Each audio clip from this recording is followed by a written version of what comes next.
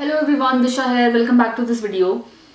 We are going to start with the 11th shlok in this video. So the 11th shlok says, if however you are unable to work in this consciousness of me, then try to act giving up all results of your work and try to be self-situated. Now coming to the explanation of the shlok. It may be that one is unable even to sympathize with the activities of Krishna consciousness because of social, familial, or religious considerations or because of some other impedance.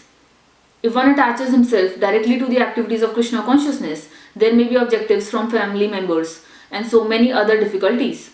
For one who has such a problem, it is advised that he sacrifice the accumulated result of his activities to some good cause. Such procedures are described in the Vedic rules.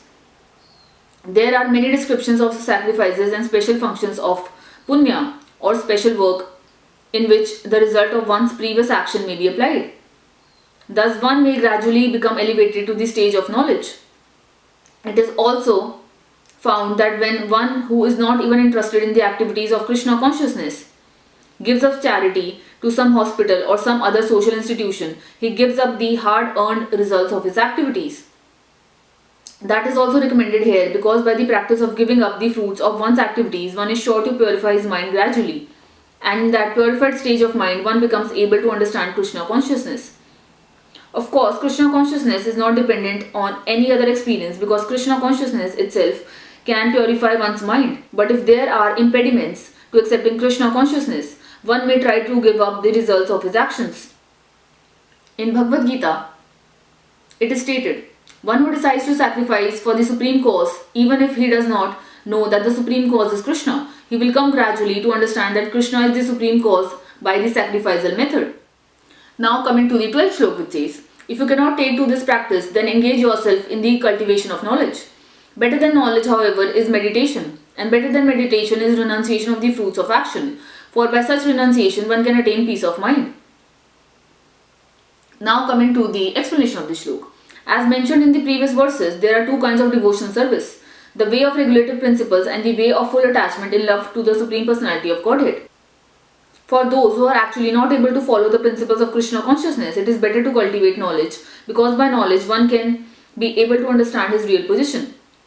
Gradually, knowledge will develop to the point of meditation. By meditation, one can be able to understand the Supreme Personality of Godhead by the gradual process.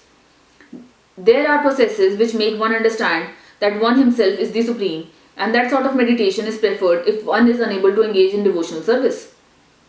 In summary, to reach the Supreme Personality of Godhead, the highest goal, there are two processes. One process is by gradual development and the other process is direct. Devotion service in Krishna consciousness is the direct method and the other method involves renouncing the fruits of one's activities. Then one can come to the stage of knowledge, then to the stage of meditation, then to the stage of understanding the super soul and then to the stage of Supreme Personality of Godhead. One may take either the step-by-step process or the direct path. The direct path is not possible for everyone, therefore the indirect process is also good. It is however to be understood that the indirect process is not recommended for Arjun because he is already at the stage of loving devotional service to the Supreme Lord. It is for others who are not at this stage. For them the gradual process of renunciation, knowledge, meditation and realization of the super soul and Brahman should be followed. But as far as Bhagavad Gita is concerned, it is the direct method that is stressed. Everyone is advised to take to the direct method and surrender onto the Supreme Personality of Godhead Krishna. Now coming to the 13th and 14th shlok, which says, one who is not envious but is a kind friend to all living entities, one who does not think himself a proprietor and is free from false ego, who is equal in both happiness and distress, who is tolerant, always satisfied, self-controlled and engaged in devotional service with determination, his mind and intelligence fixed on me, such a devotee of mine is very dear to me. Now coming to the explanation of the shlok. Coming again to the point of pure devotional service, the Lord is describing the transcendental qualifications of a pure devotee in these two verses. A pure devotee is never disturbed in any circumstances, nor is he envious to anyone, nor does a devotee become his enemy's enemy. He thinks that this person is acting as my enemy due to my own past misdeeds, so it is better to suffer than to protest. In the Srimad Bhagavatam, whenever a devotee is in distress or has fallen into difficulty, he thinks that it is the Lord's mercy upon him. He thinks, thanks to my past misdeeds, I should suffer far greater than I am suffering now. So it is by the mercy of the Supreme Lord that I am not getting all the punishment I am due. I am just getting a little by the mercy of the Supreme Personality of Godhead. Therefore, he is always calm, quiet and patient despite many distressful conditions. A devotee is also always kind to everyone, even to his enemy. Nirmama means that a devotee does not attach much importance to the pains and trouble pertaining to the body because he knows perfectly well that he is not the material body. He does not identify with the body, therefore he is freed from the conception of false ego and is equipoised in happiness and distress. He is tolerant and he is satisfied with whatever comes by the grace of the Supreme Lord. He does not endeavor much to achieve something with great difficulty, therefore he is always joyful. He is a completely perfect mystic because he is fixed in the instructions received from the spiritual master, and because his senses are controlled, he is determined. He is not swayed by false arguments because no one can lead him from the fixed determination of devotional service. He is fully conscious that Krishna is the eternal Lord, so no one can disturb him. All these qualifications enable him to fix his mind and intelligence entirely on the Supreme Lord. Such a standard of devotional service is undoubtedly very rare, but a devotee becomes situated in that stage by following the regulative principles of devotional service. Furthermore, the Lord says that such a devotee is very dear to him, for the Lord is always pleased with all his activities in full Krishna consciousness. Now coming to the 15th shlok, which says, He by whom no one is put into difficulty and who is not disturbed by anyone, who is equipoised in happiness and distress, fear and anxiety, is very dear to me. Now coming to the explanation of this shlok. A few of the devotees' qualifications are further being described. No one is put into difficulty, anxiety, fearfulness or dissatisfaction by such a devotee. Such a devotee is kind to everyone. He does not act in such a way as to put others into anxiety. At the same time, if others try to put a devotee into anxiety, he is not disturbed. It is by the grace of the Lord that he is so practiced that he is not disturbed by any outward disturbance. Actually, because a devotee is always engrossed in Krishna consciousness and engaged in devotional service, such material circumstances cannot move him.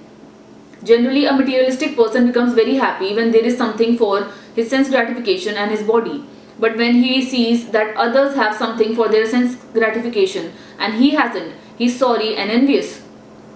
A devotee who is always transcendental to all these disturbances is very dear to Krishna. Now coming to the 16th shlok, which says, My devotee who is not dependent on the ordinary course of activities, who is pure, expert, without cares, free from all pains and not striving for some result, is very dear to me. Now coming to the explanation of the shlok. Money may be offered to a devotee, but he should not struggle to acquire it. If automatically by the grace of the Supreme money comes to him, he is not agitated. A devotee never takes the part of a particular party, therefore he is carefree. He is never pained because he is free from all designations. He knows that his body is a designation, so if there are some bodily pains, he is free. The pure devotee does not endeavor for anything which is against the principles of devotional service. For example, constructing a big building requires great energy, and a devotee does not take to such business if he does not benefit him by advancing his devotional service. Now coming to the 17th shlok, which says, One who neither rejoices nor grieves, who neither laments nor desires, and who renounces both auspicious and inauspicious things, such a devotee is very dear to me. Now coming to the explanation of the shlok. A pure devotee is neither happy nor distressed over material gain and loss. If he loses anything which is very dear to him, he does not lament. Similarly, if he does not get what he desires, he is not distressed. He is transcendental in the face of all kinds of auspicious, inauspicious and sinful activities. He is prepared to accept all kinds of risk for the satisfaction of the Supreme Lord. Nothing is an impediment in the discharge of his devotional service. Such a devotee is very dear to Krishna. Now coming to the 18th and 19th shlok, which says, One who is equal to friends and enemies, who is equipoised in honor and dishonor, heat and cold, happiness and distress, fame and infamy, who is always free from contaminating association, always silent and satisfied with anything, who doesn't care for any residence, who is fixed in knowledge and who is engaged in devotional service, such a person is very dear to me. Now coming to the explanation of the shlok. A devotee is always free from all bad association. Sometimes one is praised and sometimes one is defamed. That is the nature of human society. But a devotee is always transcendental to artificial fame and infamy, distress or happiness. He is very patient. He does not speak of anything but the topics about Krishna, therefore he is called silent. Silent does not mean that one should not speak. Silent means that one should not speak nonsense. One should speak only of essentials, and the most essential speech for a devotee is to speak for the sake of the Supreme Lord. He is happy in all conditions. Sometimes he may get very palatable foodstuffs, sometimes not, but he is satisfied. Nor does he care for the residential facility. He may sometimes live underneath a tree, and he may sometimes live in a very fancy building. He is attracted to neither. He is called fixed because he is fixed in his determination and knowledge. You may find some repetition in the descriptions of the qualifications of a devotee, but this is just to emphasize the fact that a devotee must acquire all these qualifications. Without good qualifications, one cannot be a pure devotee. One who is not a devotee has no good qualification. One who wants to be recognized as a devotee should develop the good qualifications. Of course, he does not extraneously endeavor to acquire these qualifications, but engagement in Krishna consciousness and devotional service automatically helps him develop them. Now coming to the 20th slok, it says, those who follow this imperishable path of devotional service and who completely engage themselves with faith, making me the supreme goal, are very, very dear to me. Now coming to the explanation of the shlok. In this chapter, from verse 2 through the end, the Supreme Lord has explained the process of transcendental service for approaching Him.